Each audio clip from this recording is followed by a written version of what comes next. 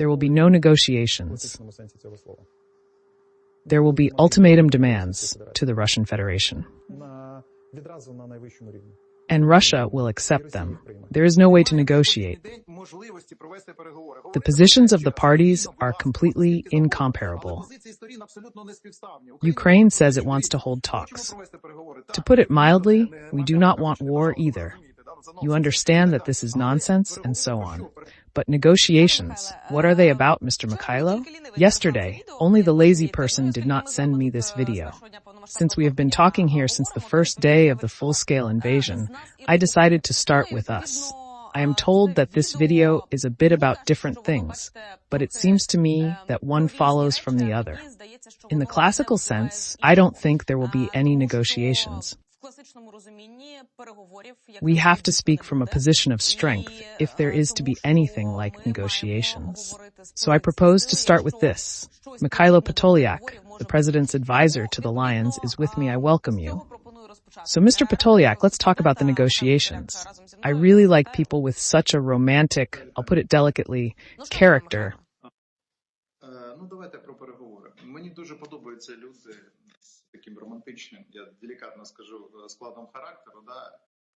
Who like to dream about an ideal world rather than live it.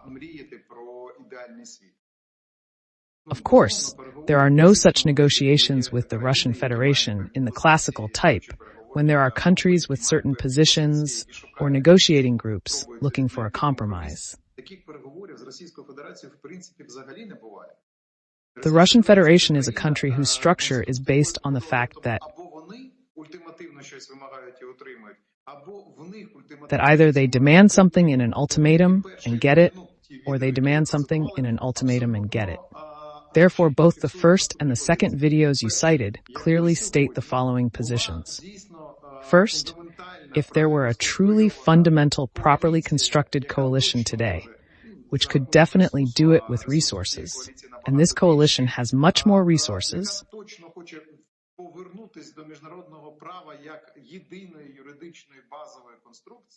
if we want to return to international law as the only basis, we would have to negotiate with Russia with a set of ultimatums, and this would quickly solve the problem.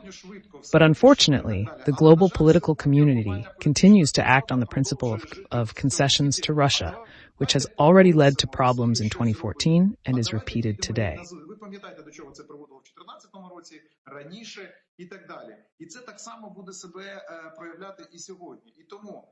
Therefore, there will be no classical negotiation process.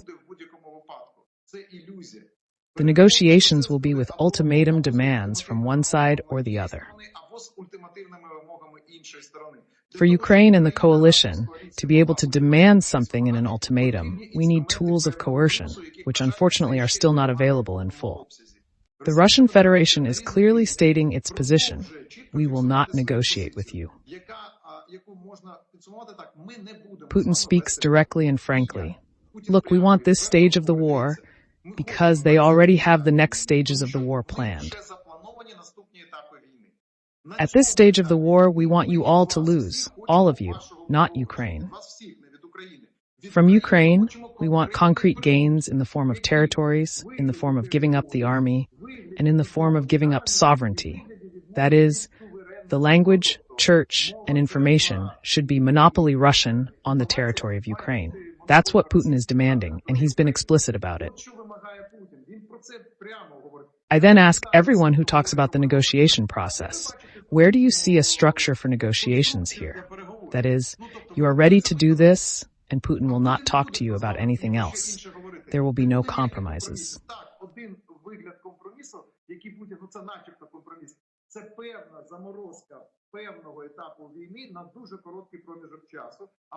Yes, one type of compromise that Putin considers a compromise is a certain freezing of a certain stage of the war for a very short period of time.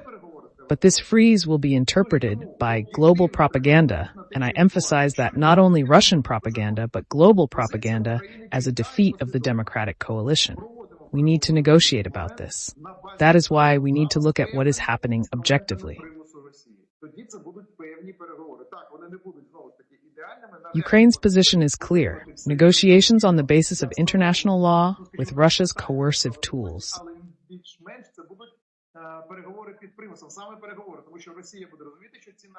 Yes, they will not be perfect. It is unlikely that we will be able to get everything we need to establish, let's say, total justice. But more or less, it will be negotiations under duress, exactly negotiations, because Russia will realize that the price of war is rising. Ми зупиняємо війну на певний час за рахунок країни, на яку напали, і таким чином стимулюємо країну, яка напала. От я хочу, щоб ми тут просто чорне-біле чітко зафіксували. Ніяких напівтонів не існує. And the second concept is that everything remains as it is today, and then the negotiation process follows Russia's scenario of forcing Ukraine to make certain concessions. Only these are, once again, Russia's ultimatum demands with Ukraine's coercion. That is, we stop the war for a certain period of time at the expense of the country that was attacked, and thus we stimulate the country that attacked. I want to make it clear here. There are no halftones. If anyone thinks they will find the perfect formula for negotiations that will satisfy everyone, they should be awarded a very strange prize. In the United States, the conditions for negotiations have not yet been formed, and time is running out before Trump's inauguration.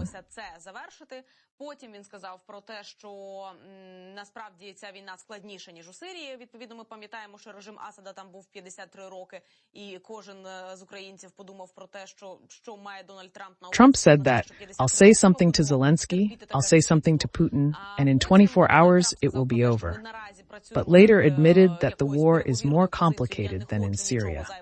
This raised the question, will we tolerate such a neighborhood for 53 years? As under the Assad regime? Trump also noted that they were working on a negotiating position, but did not want to give details. Do Ukraine have prepared conditions for peace, and can they vary? Because, as the president said, he said that these conditions exist, and Ukraine will not agree, for example, to a reduction of the Ukrainian armed forces.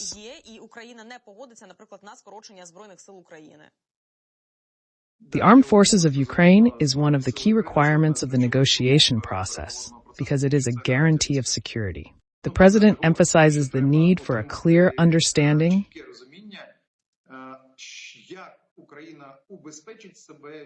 how Ukraine will protect itself from continued Russian expansion, which could again turn into a hot phase of war. Because Russia will not be able to exist without war. You are absolutely right. Trump is not yet ready to give a clear official position on ending the war. They are working on this as they get more information, understand Russia's motivations, and the depth of the conflict, which is a war for dominance and affects the interests of not only Ukraine and Europe, but also the United States. Невеличка територіальна війна і так далі, що це набагато більш об'ємна війна, це війна про домінування як таке, і безумовно вона так чи інакше зачіпає інтереси не тільки і не виключно України, і не тільки Європи, там Східної Європи чи взагалі Європи, а й Сполучених Штатів також зачіпає інтереси на дуже різних, до речі, рівнях. Але між тим, тут же треба чітко зрозуміти, що для Російської Федерації не існує жодного сценарію. But meanwhile, it should be clearly understood that there is no scenario for the Russian Federation if they want to remain in this Putinist form. There is no scenario where they do not continue the war. And Russia itself is already aware of this.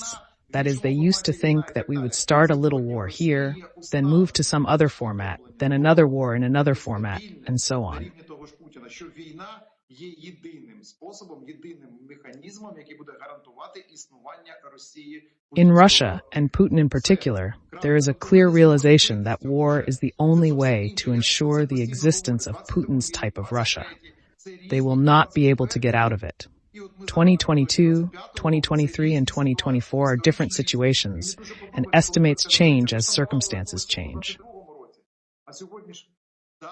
Тому що ситуація ж кардинально змінюється. Росія остаточно зрозуміла, що сенс її існування тільки війна. Russia has realized that its existence depends only on war. Ending the war would lead to internal destruction and socio-political conflicts. Вони відразу перейдуть в соціально-політичні конфлікти внутрішнього характеру на території Росії. And do you think they are ready to go for internal self-destruction? Саморуйнацію, якщо в них є розуміння, як це стримати за рахунок зовнішніх експансій. How to stop it? Як це зупинити? Знову ж таки, от ви говорите, Ukraine's conditions reflect the understanding that Russia cannot exist without war, and it will fight, first and foremost, those who destroy myths about Russia, including Ukraine. Ukraine will always be under attack, including through information provocations. We are already seeing attempts at such statements from some MPs who are testing the system of internal confrontation, trying to spark a civil war against the backdrop of an external conflict.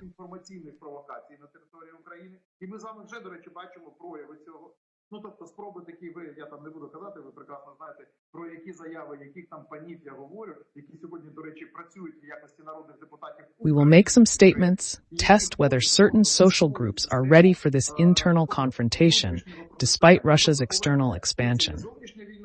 We can see that such testing systems are in place, and I really like it, and I'm being sarcastic, that this is being done by people's deputies in Ukraine. And moreover, these MPs are simply deprived of participation in some committee.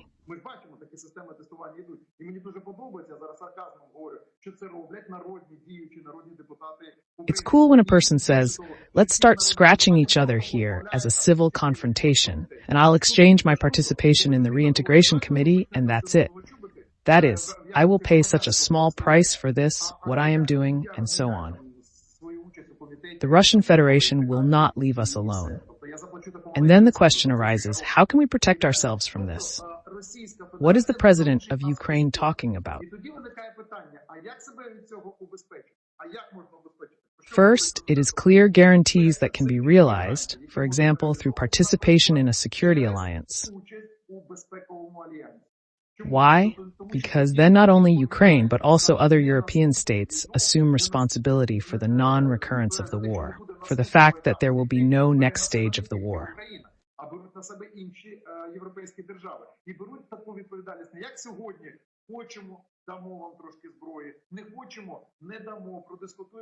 They take responsibility, as they do today. If we want to give you some weapons, we will. If we don't want to, we will not, and we will discuss it in our society, which will tell us, no, let's not spend money on this because we have our own needs, and so on. No, then these will be mandatory standards, how much we will give you, and how we will react to the next stage of the war if Russia does this.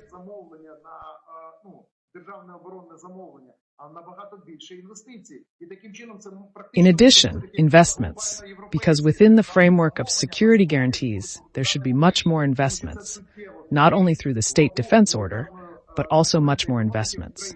So this could be a global European state order for weapons to be produced in Ukraine, because this will significantly increase the weight of the military component of the Ukrainian economy. This is the second guarantee, and so on. Third, we cannot say that Russia owes nothing for this war. If Russia receives territories and legal statuses without responsibility for aggression, it will become an incentive for new acts of aggression. It will not pay for the first act and will continue the war. Ukraine is consistent in this understanding, and attempts to compromise will be a fatal mistake. Що можна піти на певні компроміси, домовитись про щось, і це буде достатньо просто. Це величезна фатальна помилка, тому що ця помилка буде. This mistake will lead to high defense spending and new problems with Russia, which will consider itself a winner. What is a winner in a war in the 21st century? This is not necessarily an actual victory, because Russia will not have an actual victory, which is understandable. It has not achieved anywhere near the goals it set before the start of the full-scale invasion. But Russia will informationally consider and sell this concept of victory, and then they will react to it really differently. For example, the BRICS countries will be ready to at least discuss whether we can turn the BRICS from an economic platform into a political and military platform. You see, this is a completely different configuration, and then there will be global relations. Різних ініціатив обговорюються в медіа, як в західних, так і в українських, відповідно, і ініціативи Орбана. And now, many different plans from different countries, different initiatives are being discussed in the media, both in the Western and Ukrainian media. Accordingly, Orban's initiatives, Putin's demands, the Sino-Indian plan, and various variations of the U.S. plan, as they may be. And now there is another draft. I don't know how close to the truth it is or how far away it is, but there is a document that says a truce along the contact line. The Ukrainian armed forces are leaving Kursk, Donetsk, Luhansk, Kherson, Kharkiv, and Zaporizhia regions, where Russian troops are withdrawing. Kharkiv, Zaporizhia, and Kherson regions will be granted the status of zone autonomies with international status, without troops on the territory. A referendum is planned, and 150,000 peacekeepers are deployed to monitor the ceasefire. Financial sanctions against Russia are lifted, and Ukraine receives $5 billion a year from the United States and other aid to help rebuild its economy.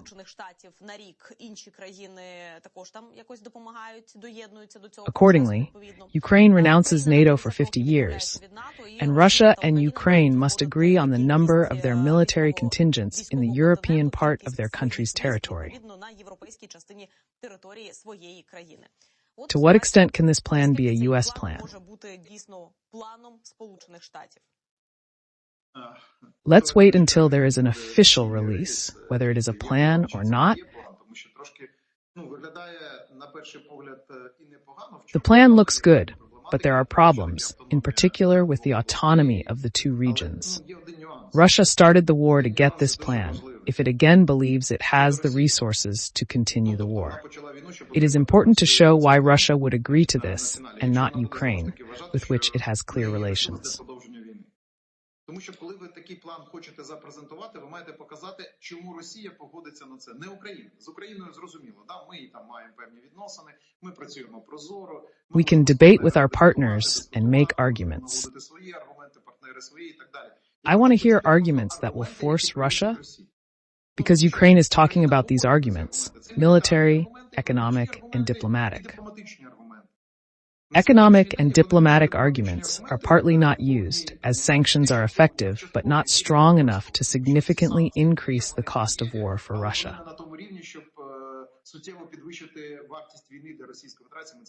We have discussed this many times.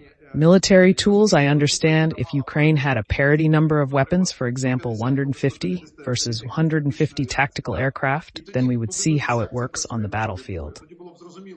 Then it would be clear who has the advantage.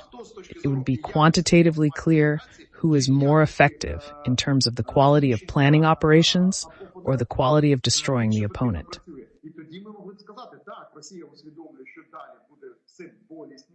Then we could say that Russia realizes that it will be more painful, and so on. When these plans are talked about in a scripted way, you know what the problem is? The problem is that these scenarios always explain in sufficient detail what Ukraine can do, what it cannot do, what it can agree to, what it cannot agree to. This can be tested, and it's a sterile field, everything that concerns Russia.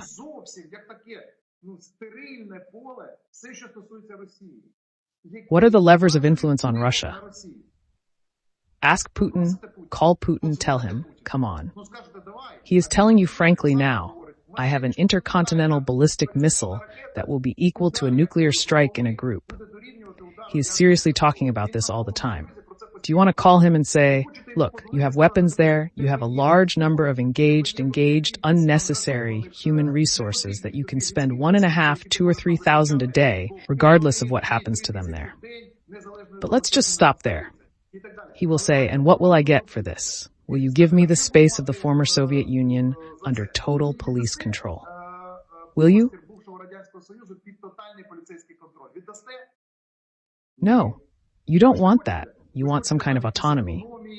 This is also strange for us.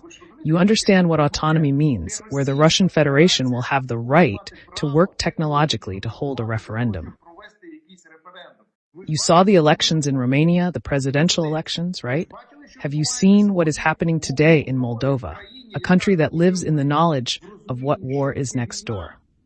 And still, half of the percentage is taken by Russian or pro-Russian political hustlers. Do you realize the absurdity of all this? You see what is happening with Georgia. Russia will say, okay, but not one region, not two regions will be autonomous, but Kharkiv region. Why not autonomy?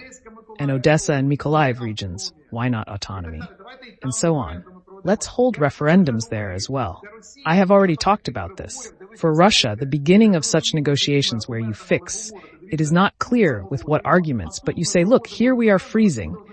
Here we are holding referendums. This will mean that half of Ukraine will be under Russian technological pressure. Russia will take these regions one way or another. Are you ready for this? And if you are not, then the question is for our partners. What is your logic? How will you force Russia to behave adequately?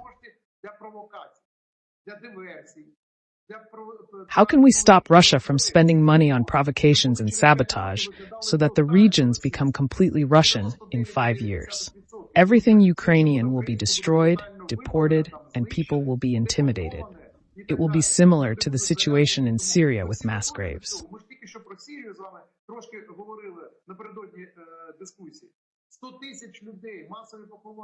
Ми те ж саме, все, що буде робити Росія в Україні, в тому числі на територіях начебто автономних. These are mass graves, and yet Russian propaganda will say that Ukraine is doing it. Are you sure you are all ready for this? And so this type of scenario, when I hear it, I would like to say, we are not against any scenario. We understand that this is a political process. The political process is a public discussion, including. I'm not against such scenarios. I just want to hear the logic behind why it would work the way those who propose this scenario propose it. Why would Russia, feeling victorious, give up its expansion and dominance at the global level?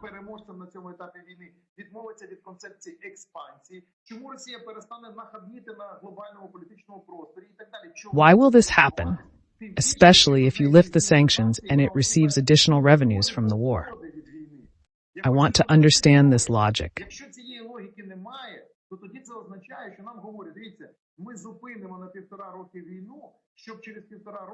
If there is no logic, it means that the war can stop for a year and a half, but then lead to an even bigger war.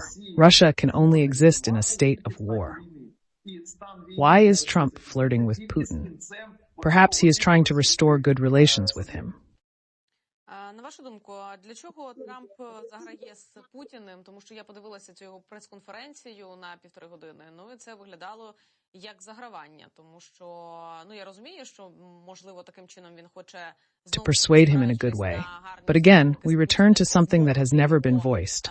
What if in a bad way, then what? Повертаємося до того, що жодного разу не було озвучено, а що, якщо по-поганому, то тоді що?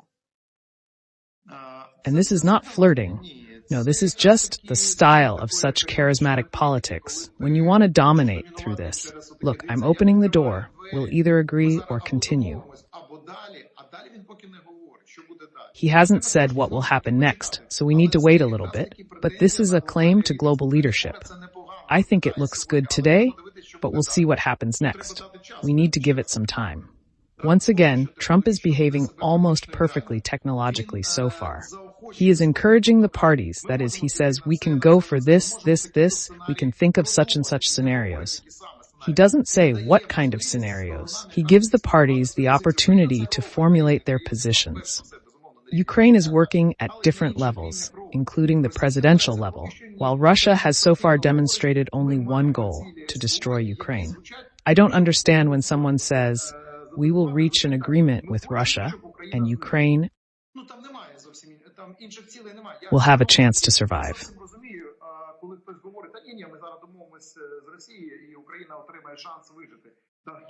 This is precisely the problem. For Russia, the main goal of the CUO is to destroy the very concept of Ukraine. Trump is forming corridors for informal discussions to determine where Ukraine and Russia are ready to go. Але Трамп якраз таки, він формує, скажімо так, давайте так, коридори, в рамках яких можна провести поки що неформальні дебати, дискусії. І пропонує сторонам все ж таки визначитись, куди вони будуть заходити. Тобто, That the war is still going on in Ukraine. з урахуванням того, що все ж таки війна йде на території України. Trump states, I am the moderator and leader of the process. Я є лідер процесу. The problem is that they do not understand what the real Russia is. Це нерозуміння, що таке справжня Росія. This is a misunderstanding of Russia, its psychotype and motivation, in particular of Putin and his entourage. They are totalitarian people who want everything or nothing and are ready to fight at someone else's expense. Some believe that it is possible to build constructive relations with Russia. Які хочуть отримати або все, або нічого. А якщо нічого, то вони готові будуть воювати за інший рахунок, за чужий рахунок, за рахунок чужої крові. Ну це не є, це тотальне нерозуміння Росії. Тому що дехто вважає, що Росія, це така країна, з якою можна там побудувати конструктивні, конкурентні, по-перше, відносини, а по-друге, завжди домовитись, тому що доходність спільна може бути... But this is a big mistake. Якщо ми будемо конфронтувати. Putin summarizes the results of the year. Putin said that they are advancing along the entire front line every day, taking territory. He also said that there are people in Ukraine who want to get rid of Nazism. The number of destroyed NATO equipment in the Kursk region exceeded last year's figures. He noted that the goal is to drive the Ukrainian armed forces out of the Kursk region, but did not name a specific target. Точно, значить, ми виб'ємо ЗСУ з Курської області, але зараз не хочу називати конкретну дату. I propose an experiment. Set a target in Kyiv, bring all your air defense there, and we will hit the arrestees there and see. I remember the first thing, Katya, now. Do you understand what inadequacy is in the psychiatric sense of the word? He already has enough of this to make it clear that you can't talk to Putin. Людина вам говорить в 21 сторіччі, давайте я навколо 3-мільйонного міста влаштую просто... A person says to you in the 21st century, let me organize an apocalypse around a city of 3 million people. Take part in this competition. Do you understand what this means? That is, a person says, I've been diagnosed, don't talk to me, and everyone continues. Come on, we have an opportunity to reach some kind of agreement with Putin. Don't you hear what he is saying? I put everything else in brackets because he is such a fake speaker. This is Putin playing his role today. It is clear that he does not understand what is happening, the number of dead, the equipment that is moving along the front, and so on. But look, the man is openly speaking in such a saucer-like voracious manner. Let's organize a total genocide around Kyiv and compete with you there. And there is no reaction. І немає жодної реакції. Ви розумієте абсурдність того, що відбувається? Do you realize the absurdity of what is happening? I'm afraid that in the West, they can't quite understand it. Nevertheless, we saw Putin in 22-23, and we saw how direct lines and conferences were canceled, and the worse it was for Russia, the deeper Putin went into his bunker. Now, Putin opens a factory almost every day and drives a tractor.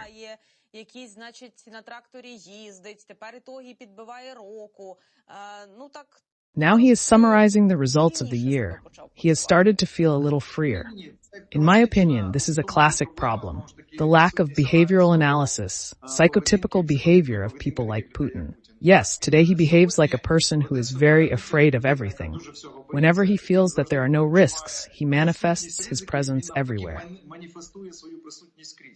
От сьогодні можна сказати, дійсно Росія вважає, що ще трошки з урахуванням всього, що вони читають в глобальному меті. Today we can say that Russia believes that a little bit more, taking into account everything they read in the global media space, these strange proposals.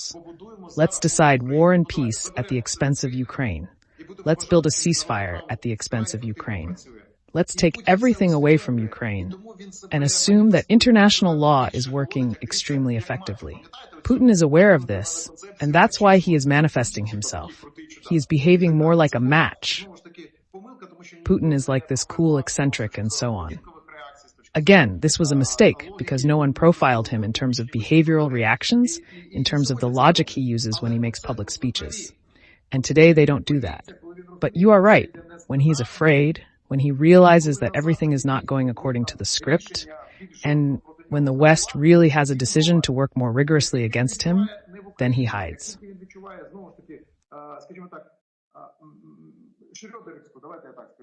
As soon as he feels that he is not in Ukraine, as soon as he feels, again, let's say Schroeders' policy towards Russia, this is machismo. I control everything. I understand everything. I can do this. I can do that. In other words, a person begins to say in a manifesto way, look, be afraid of me. I am stronger than you in the stronger than you in the psychological sense. This is the problem today, which is not felt by those who urge Russia to behave this way. The more of these strange scenarios are published, all of them are based on one thing. Let's force Ukraine to give something to Russia. No scenario exists today that spells out what Russia should do in terms of responsibility for a massive violation of international law, except for what Ukraine says, of course, and what certain European partners of ours say, who insist on the need to spell out a scenario where Russia is responsible. The more of these scenarios there are, the more arrogant Putin behaves. I have a question. Why are you doing this? You do it for a reason, that you infantilely misunderstand the nature of psychological work, or do you do it so that Putin demonstrates his machismo because you subconsciously howl at him and so on? I don't quite understand why you always provoke Putin into this behavior. Do you want another, sir? An American journalist quotes his mother's request to help find another American journalist who disappeared in Syria more than 12 years ago.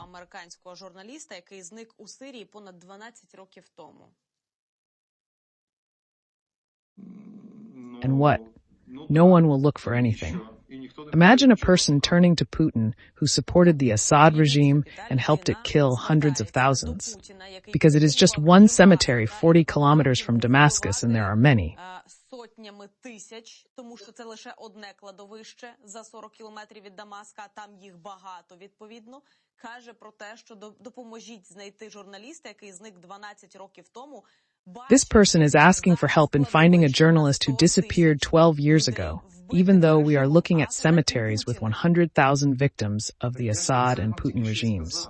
The problem is that in this way, Putin is once again monsterized, claiming that he is the greatest moderator of processes and leader, despite his crimes.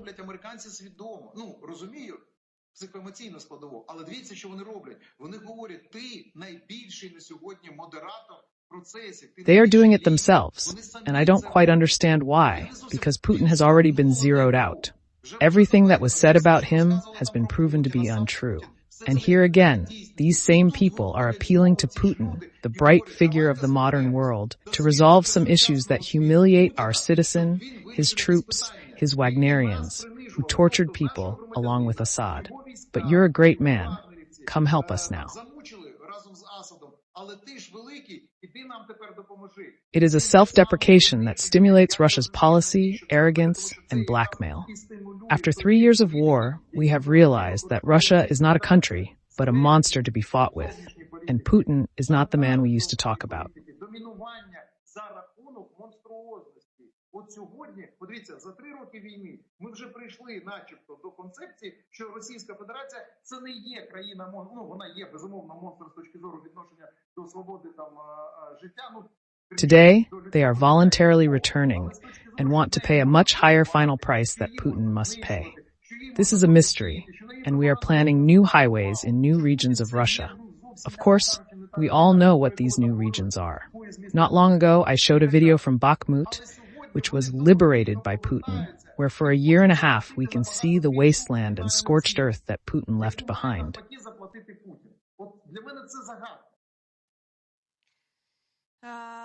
This is a separate story, the results of Putin and the world he lives in. And so we asked him about the 3 tankers that did not survive the encounter with the seas. He said it was a major disaster, a spill of oil products.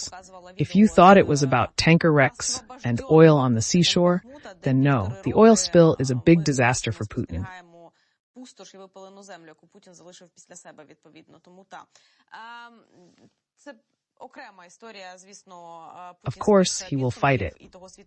I don't know, but it looks surreal to me. Putin said he hasn't met Trump in 4 years, and he hasn't talked to him. Trump, the last time he spoke to reporters, said that he seemed to be vague about whether or not he had spoken to Putin after he was elected. Моря, то ні, саме розлив нафтопродуктів є великою катастрофою для Путіна, відповідно.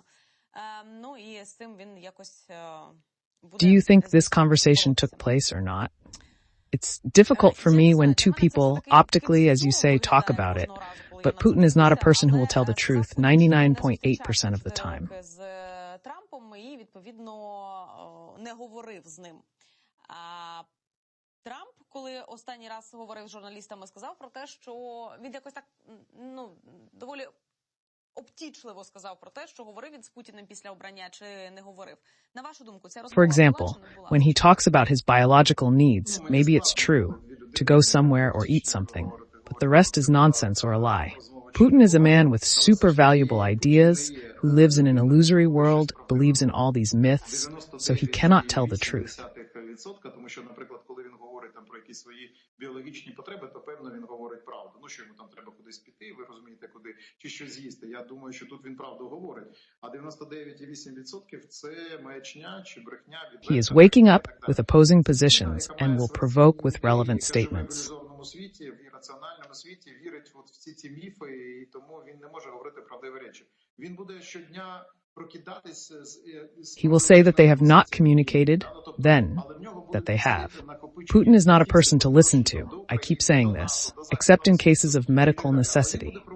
Це відповідними заявами, інтригуючи і так далі. Тобто він буде казати, ми не спілкувались, потім буде казати, ми тут маємо певні комунікації. Путін не є людиною, яку треба слухати. Я постійно про це говорю, окрім суто медичної необхідності і так далі. Все інше. Unfortunately, if Russia were no longer identified as a country of any value, if intelligence agencies started working effectively, and if they did not receive grants to write strange analytical reports about the invincible power of the Russian army, it would be more useful. На те, щоб писати якісь там дивні аналітичні звіти про непереможну міць російської армії. Я нагадаю, що це було до повномасштабного вторгнення і так далі. То тоді було більше користі, і тоді було більше прагматичних. Then we could talk about the end of the war and Russia's role in the future. The place that was given to Russia in the mid-90s or early 2000s does not exactly correspond to its weight. All this needs to be rethought and changed. And we shouldn't encourage Putin to behave as he has started today, as a leader, a global leader. We shouldn't play by Putin's script.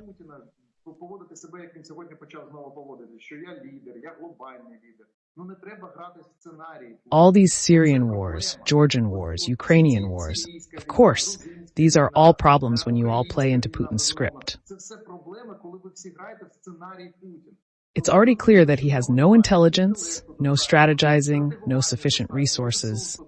You just voluntarily play into scenarios that are absurd and don't play them. I mean, I'm not talking about you and me, because unfortunately we pay the price for that. That some in Europe, in the Euro-Atlantic community, let's say in the Euro-Atlantic community, for some reason do not want to play dominance, for some reason do not want to play leadership, but continue to flirt with Putin, react to him, and play in his endgame, in his scenario. This is nonsense, Mr. Mykhailo. This is nonsense. Ukraine, which after the Budapest Memorandum was attacked by Russia, can believe that our partners can really provide such security guarantees that will work after the cessation of active hostilities.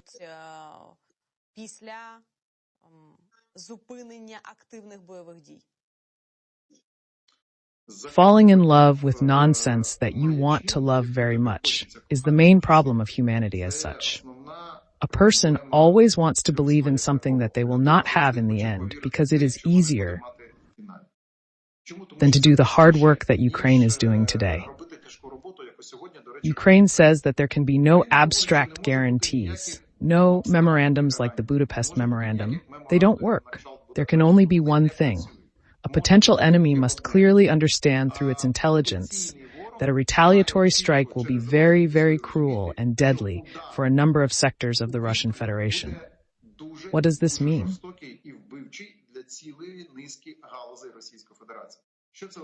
This means a different type of military production, a different type of army, a different type of missile bases on the territory of Ukraine. The only guarantees that will work are the absolute saturation of Ukraine with long-range capabilities, firstly, and the restructuring of the missile defense system, and secondly, the restructuring of the intelligence exchange system, or even an integrative model of information exchange between us and other NATO countries.